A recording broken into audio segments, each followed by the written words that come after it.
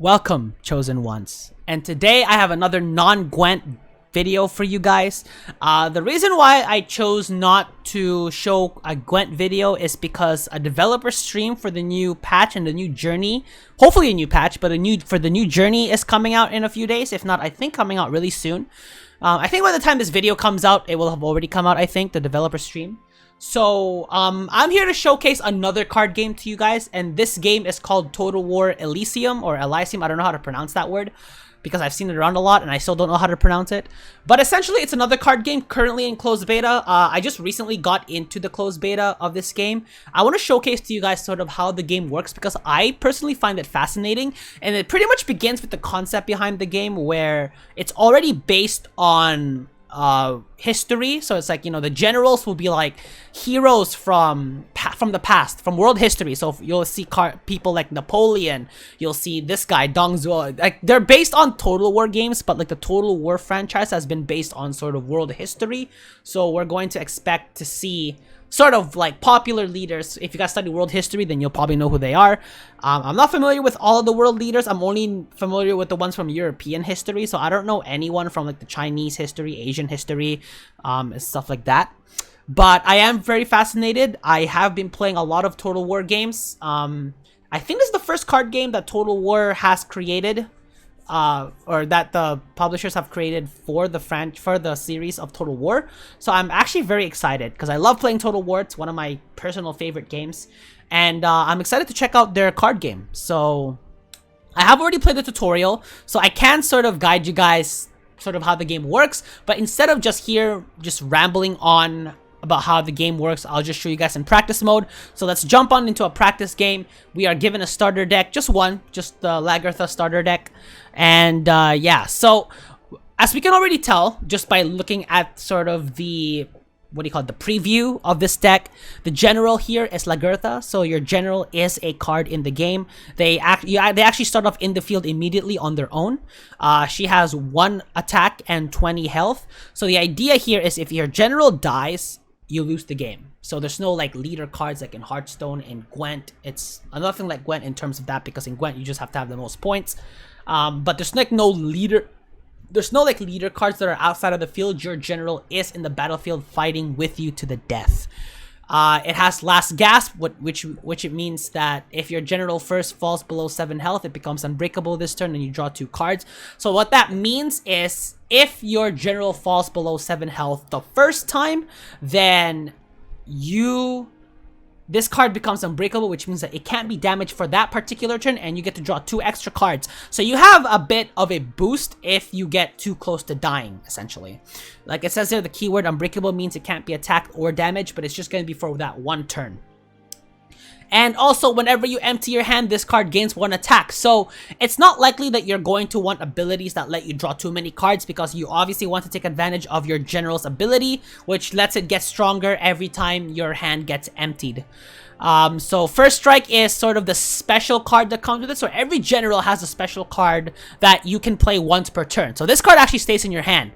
So I don't know how that works with Lagertha's ability. Whenever you empty your hand, we'll have to actually test that out.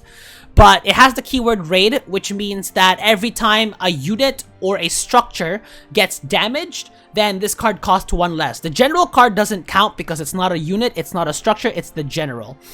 And what it does is you can deal 1 damage to any target. Literally any target. Can be yours, can be your opponent's. I'm gonna give you a bit of a spoiler alert right now. This starter deck is sort of reliant on self-damage. So self-damage from Skellige. So essentially, well, obviously you can't tell by the ability of the general itself, but like some of the cards that sort of are added into this deck, that's pretty much what it's based on. It's an aggro deck, which means that they focus on just hitting, straight up hitting as early as possible, as quick as possible. You want to win the game as early as possible.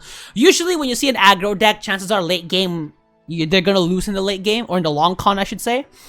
Just because, you know, aggro focuses on just straight up attack, no backup plan if their aggro strategies get affected. Let's say, for example, an AoE attack that just wipes out the entire board. It obviously ruins the aggro strategy, if you know what I mean. So yeah, you gotta be careful about these things. So they do give you a bit of a preview of what your deck's gonna be like, you know, when you start playing it.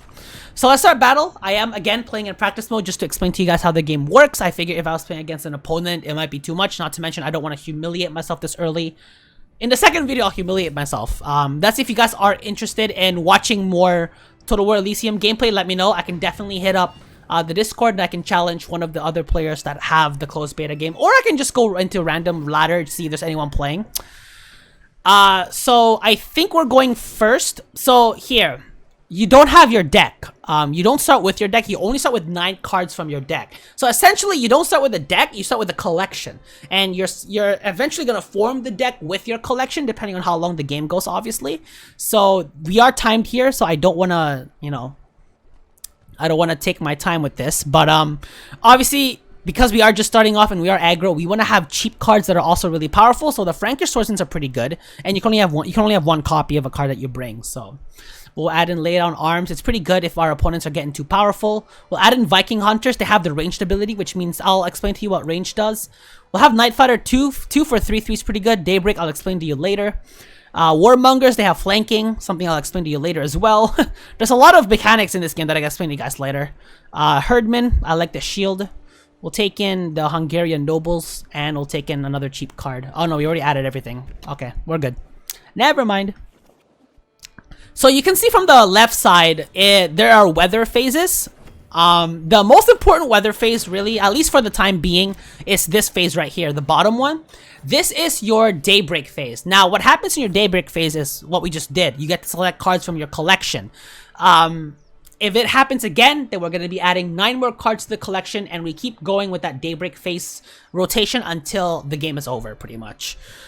So we went second, I believe, and we got a supply cache. So essentially, our mana supply in this game it's just a supply, and it's represented by kegs. No worry, we'll take our time. So we'll play a straight arrow. We'll probably just damage this, because our ranged units are going to be pretty dangerous. So you want to be careful with that. And we'll just end our turn from there, because there's really not much else we can do. So right now I have card advantage. Card advantage is also something I look at with this game as well. Oh, wait. That card he just played. Actually, here we go. Here's the card history. Persuasion. A random card in your hand costs 2 less. Wow, that's the ability of Dong Zhuo. That's actually a really powerful ability. A random card costing 2 less. That's really good. I want to play my Irish Currents, and the reason why is because he has weak units right now. So I'm actually free to just do this. Because what this lets me do, what happens to this is every time this card gets damaged, it gets +2 attack, which means it gets stronger every time it gets damaged. Man, more with that persuasion. And you know what the worst part about that card is? It only costs 1 supply, which is pretty powerful. So we're getting close to daybreak, which means that we're gonna add 9 more cards to our deck real soon. I'm gonna introduce another mechanic to you guys, and we'll play in the Warmongers. Now, what the Warmongers does is, let's say, for example, if Dong Zhuo was back here in the back row, my general can't actually reach the back row because I have to get through the units with the front row. What flanking does is flanking allows me to bypass the front row and attack any unit in the back row that I want, regardless of who's in the front trying to protect it. So I'll show you an example once he has a unit in the back row here. But what we'll do is we'll do a straight on full attack on the general. Remember, you win this game if you kill the general. That's the idea. So, as you can see, he's about to retreat his general. Now, as you can see, he has a Daybreak ability, which means that I believe on Daybreak... Wait, is he destroying this? Whoa, that's a powerful card. What is that? Destroy target enemy... Okay. Why are my cards back in my deck all of a sudden? I don't get this. Well, I guess I can't show you flanking yet, so yeah, so you see, because Daybreak hit, which means that general was able to add that supply card. It's the card that we had that we used, I think. So, anyway, that kind of sucks that all of our cards went back to our hand for some reason, but I don't know if that's part of the ability, because I didn't see that card have the ability, but maybe it's just a bug. Anyway, we gotta add you. We need a couple more expensive cards because our supply is going up, so we actually don't mind adding in cards like Shield Maiden. It does have fast attack, which means that it can attack immediately. We'll add in a Longship. We'll add in a few more expensive cards than cheaper cards. We'll do Religious Fanatics. We'll add in another Swordsman, Straight Arrow. We need more Hunters. And we need another Cavalry. So, I guess I forgot to mention this, but essentially, So right now, you can see I can go straight for the back row because nobody's protecting the front. But usually, if someone is at the front row, I won't be able to attack someone at the back unless that unit has flanking. Now, I can only do one action per card. So if I summon a card, like for example, I'll summon this Frank your Swordsman. I guess you guys would have already figured this out by the time I played the first card. I can't do anything with it yet because it requires a turn before I play it again. So essentially, I can either move back, I can attack, or I can just leave it and not do anything with it. But essentially, I can only do one action per card. So once you do an action, so as you can tell, I can't move him back now because it got exhausted, supposedly. Well, not supposedly, but it did get exhausted. It's part of how the game works. Now, I am in a bit of danger here because my hand is completely empty. I still don't know how that happened because that card didn't say anything. Like, Caltropes doesn't say anything about my hand being empty, so I don't get it. Heavy crossbowman. Oh, shoot. So this card just got camouflaged. What that means is I'm not able to hit. I'm not able to attack this card until this card attacks. So if you guys have played Elder Scrolls Legend, it's similar to the stealth mechanic. But yeah, that kind of sucks actually. But that's okay. We'll just go straight for the general. So as you can tell, since my hand, you know what the good news about this is because my hand is emptying a little bit, Lagertha does get stronger. So as you can see, if I use it, then this card gets stronger. This card should hit last gasp. No? Okay. Is it 6 then? It might be 6. It might be 6. He plays Persuasion again. What the heck? That card, honestly, I think is pretty good. Whoa. So that's what can ruin an aggro deck, is when you have those AoE attacks that just awful. Absolutely awful. Why'd you move him up front? Are you So here. So you can tell with my general, right? I'm not able to attack the back row, but because this unit has flanking, I can do that. But I think I'm just gonna go straight for the general. I want to end the game. Oh, so it's 6. So last gasp is 6. That's okay. Whenever a friendly unit structure survives damage, this card gains +1/+1. Okay, so we'll play you back here. We do want to protect him. We don't want him being hit. So we'll just go straight for the back row here. And we'll play raid. We'll kill it. Not to mention our general does get stronger, so that's pretty good. I hope we can beat him before daybreak hits, but it looks like he's getting a lot of cards in his hand, so this is getting kind of dangerous.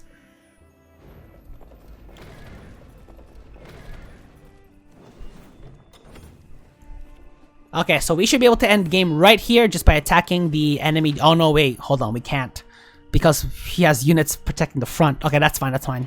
We'll just attack these. We'll have our general go to the back. We'll probably do Viking Raiders front row, and then we'll first strike the general. Again, the idea is you want to kill the general, and as you can see, my general's been getting stronger, so I think that's pretty much all the basics of the game I have to show you guys. Like, some of the keywords I haven't gotten to mention. Like, I'll go through the other keywords real quick here. Is fast attack obviously lets you attack when you summon it, which means you don't have to wait a turn. This card has a daybreak ability, which means it triggers right when this happens. And what happens with this card is it goes back to the hand. Pretty straightforward. This card has the same ability as my general, where whenever you empty your hand, this card gains 1 attack. But short range, what short range does is similar to what flank does. Only flank requires a condition, whereas short range doesn't. Range can attack anyone, whether they're from the front row or the back row. So we'll add in that. Shattered is Death Wish, which means that when it's destroyed, an ability activates. And Shield, obviously, it's protected from the first turn that it gets hit.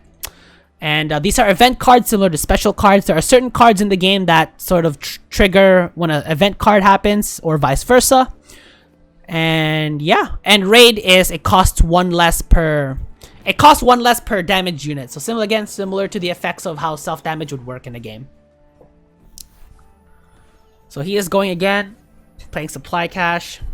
So it looks like the supply thing isn't showing properly for the enemy. I don't know how I feel about that, actually. So this card has survived damage, which means it gets stronger. So see, this card does have flank, which means that it is able to bypass my front row units, which kind of sucks. But I believe the game should be ours here after this attack from our flank units. And that'll be the game, and that'll be sort of my showcase game to you guys. And yeah, that's pretty much the way Total War Elysium looks. Again, sorry if my voice sounds kind of, dull. It's just that I was trying to focus on the game because there are sort of time limits to this.